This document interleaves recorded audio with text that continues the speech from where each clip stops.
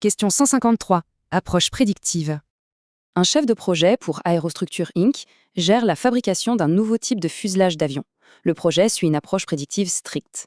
Une activité critique, installation du câblage avionique, ne peut commencer tant que test de résistance structurelle n'est pas terminé.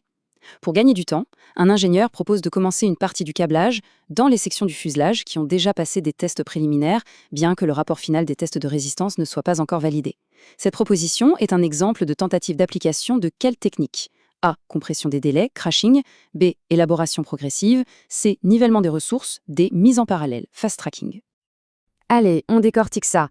Quels sont les indices clés ici ? On a une dépendance fin-début. C'est simple, une tâche doit finir pour que l'autre commence.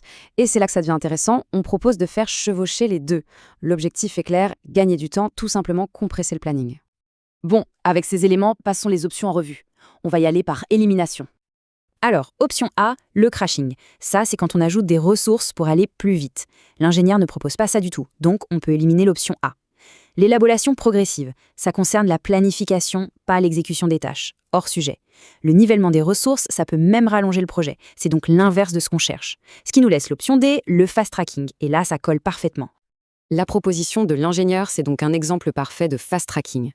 C'est l'idée même du fast tracking. On fait se chevaucher des tâches pour raccourcir le chemin critique. Attention à ne pas confondre avec le crashing. Le fast tracking augmente le risque, le crashing augmente le coût.